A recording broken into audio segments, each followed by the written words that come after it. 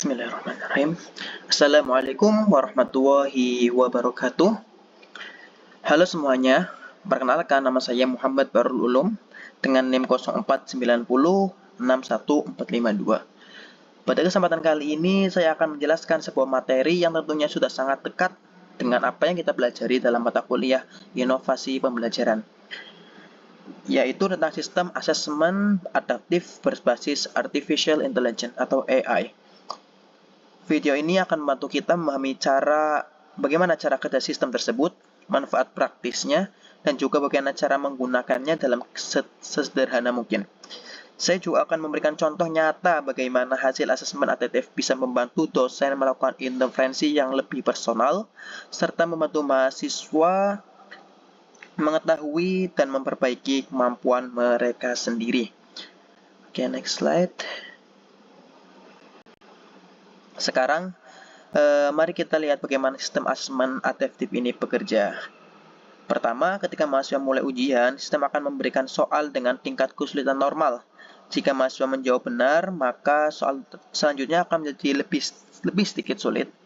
Dan jika mahasiswa benar lagi, maka soalnya akan lebih sulit lagi. Jadi, ketika mahasiswa itu benar satu soal, maka akan diberikan next level atau soalnya lebih sulit, dan ketika lebih sulit itu benar, maka mahasiswa tersebut akan diberikan soal yang lebih berat lagi atau lebih sulit lagi. Namun begitu pula sebaliknya, jika mahasiswa menjawab salah, maka soal berikutnya akan lebih mudah. Jadi ketika benar akan semakin susah atau sulit, dan sebaliknya ketika itu salah maka akan lebih mudah soalnya. Apa itu asesmen adaptif berbasis AI? Asesmen adaptif berbasis AI yaitu sistem ujian online yang bisa menyesuaikan soal berdasarkan kemampuan setiap mahasiswanya. Seperti yang saya sebutkan tadi, sistem ini dibuat untuk bikin proses belajar lebih adil, personal, dan membantu dosen memenuhi kebutuhan belajar mahasiswanya. AI akan terus menyesuaikan tingkat kesulitan ini naik turun sampai sistem mendapatkan gambaran yang paling akurat tentang kemampuan mahasiswa. Cara kerja seperti ini membuat setiap mahasiswa mendapat soal yang sesuai level masing-masing, sehingga hasil ujian lebih adil dan lebih mencerminkan kemampuan yang sebenarnya. Oke, next slide. Cara kerja sistem. Step 1, saat mahasiswa mulai ujian, sistem akan memberikan soal dengan tingkatan kesulitan normal. Jadi, atau mudah.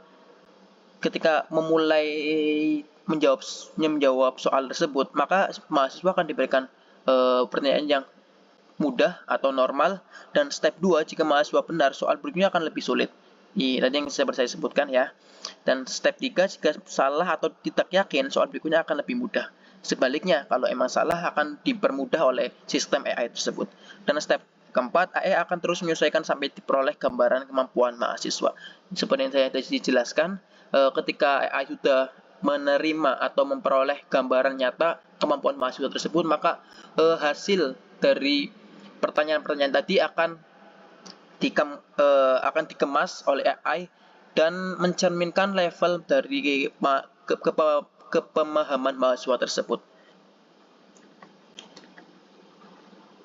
Next, manfaat sistem asesmen adaptif. Ya, tentu banyak sekali manfaat yang kita ambil atau yang kita rasakan ketika kita mencoba untuk menerapkan metode teknologi terkini yaitu AI untuk memberikan gambaran nyata bagaimana kemampuan kita dalam menjawab soal-soal tersebut. Di sini saya membagi menjadi dua, ada untuk dosen dan untuk mahasiswa. Manfaat praktis sistem asesmen adaptif untuk dosen di antara lain, dosen yang mendapat laporan lengkap tentang kekuatan dan kelemahan mahasiswanya.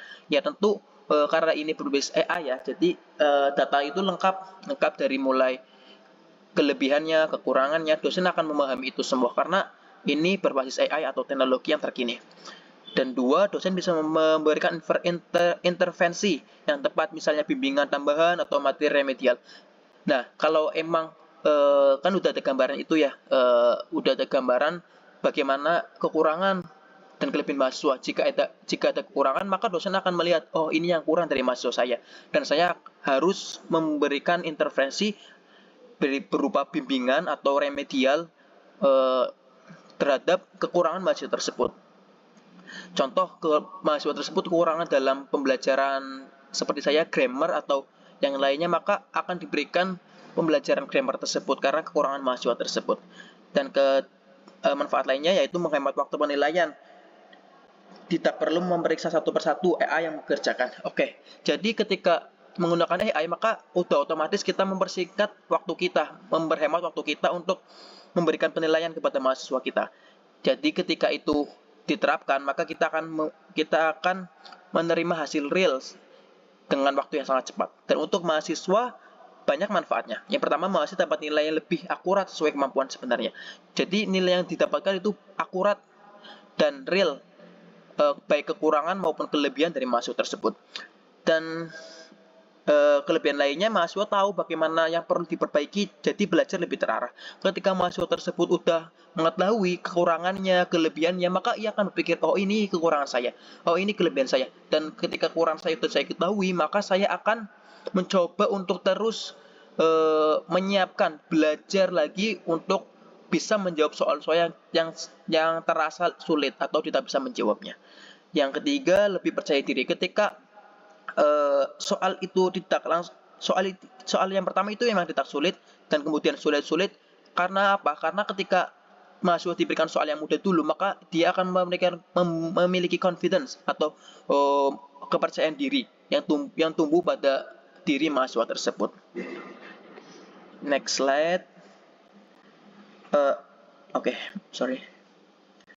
Timeline step tutorial penggunaan. Jadi di sini saya akan menjelaskan bagaimana menggunakan timeline penggunaan asesmen berbasis AI ini. Yang pertama tentunya login. Mahasiswa atau dosen bisa login melalui web atau aplikasi yang disediakan oleh kampus atau web-web lainnya yang tersedia ya, intinya ya. Baik itu dari web Google Chrome atau apapun juga.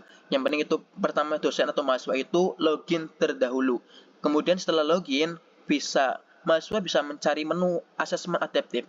Jadi ketika udah login, mahasiswa atau dosen bisa mencari nih mana nih menu yang untuk melakukan uji tersebut, uji asesmen adaptif. Ketika udah memilih itu, maka tinggal klik aja, dan biasanya itu ada namanya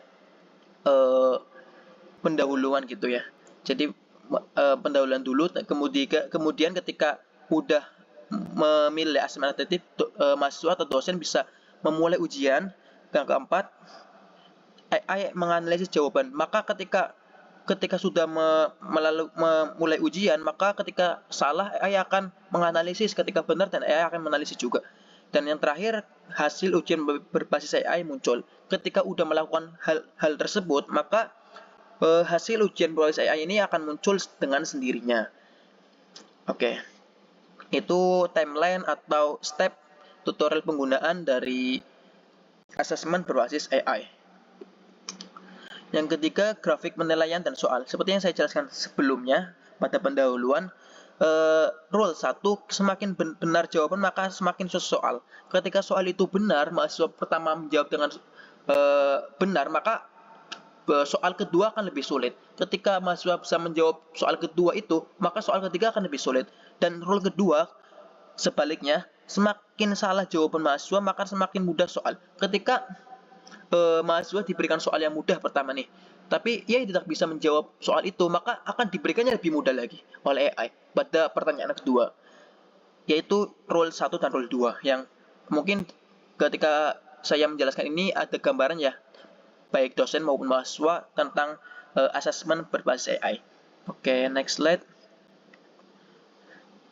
Interview atau feedback dalam pembelajaran. Ya, banyak sekali feedback atau intervensi yang bisa dilakukan oleh dosen dalam pembelajaran asesmen berbasis AI. Yang pertama, memberikan materi tambahan.